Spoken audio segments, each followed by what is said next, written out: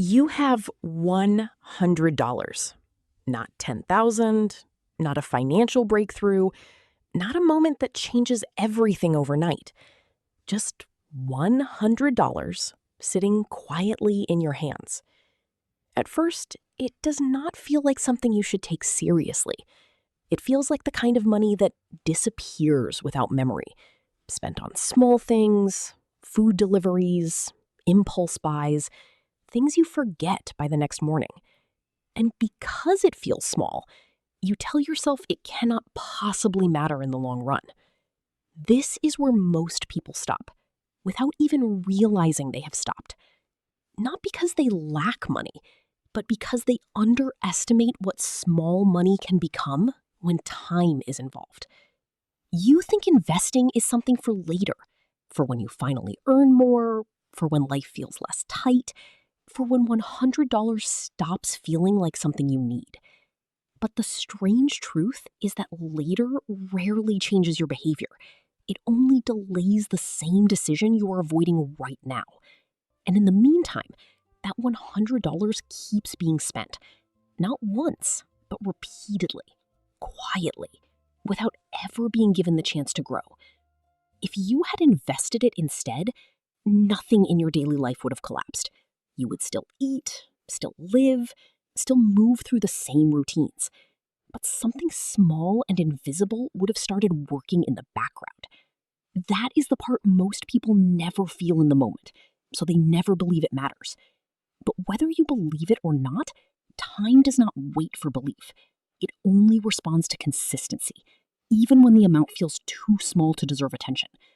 And so the real question is not whether $100 is enough to matter. The real question is what happens when something small is repeated long enough that it stops being small at all. And if you have ever wondered why some people quietly build wealth while others stay exactly where they are, it usually begins right here, in this moment, with this decision, with this $100 that feels like nothing, but behaves like everything over time. Not immediately, but inevitably, if you stay consistent without stopping at all. The first year does not feel like progress. It feels like repetition without reward. You start with a decision that feels important in the beginning, almost symbolic, like you are finally doing something responsible with your money.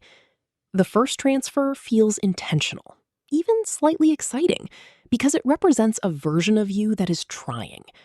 But that feeling does not last. Very quickly, it becomes routine. And routine is where most people quietly start to lose interest. You transfer the $100, you see the account barely move, and nothing in your life changes in response. No visible improvement, no emotional feedback, no sense that anything meaningful is happening yet. And that is where doubt starts to grow in a subtle way. Not as a clear decision to quit, but as a quiet questioning of whether this even matters at all. You tell yourself you are being consistent, but consistency without reward begins to feel like effort without purpose. You check the account less because checking it does not give you anything new. Some weeks, you might even forget about it completely. Not because you were irresponsible, but because there is nothing there that demands your attention. And in that silence, life fills the space again. Other expenses feel more urgent, more real, more deserving of that $100. This is where the real challenge begins. Not in the act of starting, but in the continuation, when starting no longer feels meaningful. Most people assume investing fails because of bad timing or lack of knowledge. But in reality, it fails in this exact phase, the invisible first year, where nothing feels like it is working. The account exists, but it does not speak back to you. It does not reward you. It does not reassure you. It simply reflects your discipline without confirming its value. And so you are left alone with a decision that has not yet proven itself, continuing only on trust, not evidence. That is uncomfortable in a way most people do not anticipate, because you are not just waiting for money to grow, you are waiting for proof that your effort was not misplaced. But here is what is quietly happening beneath that boredom, beneath that doubt, beneath that emotional silence you are not yet aware of. You are building something that does not show up in numbers yet. You are building repetition. And repetition is the part that most people never survive long enough to respect. You still do not know what this decision will become. And that uncertainty is exactly what makes this phase so important. Because the outcome is not being shaped by excitement anymore. It is being shaped by whether you continue when nothing is pushing you forward, except your own decision to stay. Somewhere after the repetition stops feeling new, something subtle begins to shift. And you don't notice it at first because nothing dramatic happens. The account is still growing slowly, sometimes up, sometimes down, never in a way that feels exciting enough to celebrate.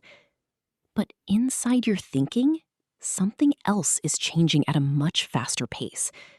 You start noticing that the same $100 you used to spend without thinking now feels different in your hands. Not heavier, not larger, just more deliberate. Before, it would disappear into impulse without resistance. But now there is a pause, even if it is only for a second, where you actually see it as a decision instead of just spending. That pause is the beginning of something most people never recognize in themselves. You are no longer reacting to money in the same way. You are beginning to observe it.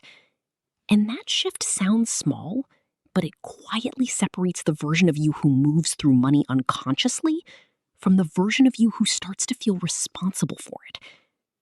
You don't become strict overnight. You don't suddenly change your entire lifestyle, but your instincts start to adjust. You think twice before unnecessary spending, not out of restriction, but out of awareness that wasn't there before. And that awareness starts to feel like control, even if the numbers have not changed in any meaningful way yet. This is where the real transformation hides, not in the balance growing, but in the identity quietly reorganizing itself around consistency. You stop seeing investing as something you are trying to do and start seeing it as something you are already someone who is. That difference is almost... And then, without warning, the pattern breaks. Not in your behavior, but in the market itself. One day you open the account and the number is lower than it was before. Not slightly, but enough that you notice it immediately. The slow upward rhythm you had started to trust suddenly reverses. And for a moment, it feels like something is being taken back from you. The gains you were quietly getting used to begin to disappear.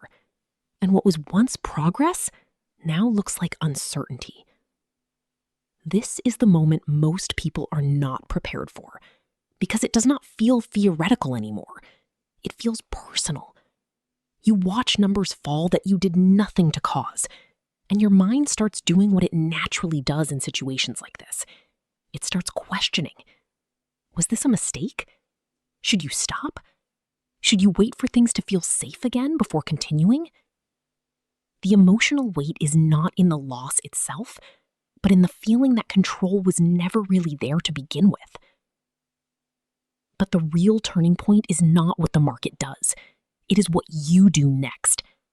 Because despite the fear, despite the discomfort, despite the instinct to pull back and protect what is left, you don't stop. You continue the $100 contribution. Not because it feels good, but because it has become a decision that no longer depends on how you feel. And in that moment, something important reveals itself. Wealth building was never about avoiding emotional reactions. It was about learning not to obey them. After the discomfort of the downturn fades, something subtle begins to appear that you didn't notice before. At first, it still feels slow, almost unimpressive if you look at it too closely, but the direction has changed in a way you can no longer ignore. The account doesn't just return to where it was, it starts moving beyond it. Not dramatically, not in a way that feels life-changing yet, but in a way that feels consistent enough to finally take seriously. The numbers begin to rise in a pattern that feels less like effort and more like momentum. And this is the first moment where something shifts in how you interpret what you are seeing. Because for the first time, it is no longer only your $100 doing the work. Something else has entered the process quietly, something you cannot control, but something that now contributes every single day. You begin to realize that the growth is not coming only from your discipline anymore. It is coming from time, working alongside you, compounding on what you have already built. Like an invisible second worker that never rests, never asks for recognition, and never misses a contribution. At first, the effect is small enough that you almost dismiss it. A little extra growth here, a slightly larger increase there.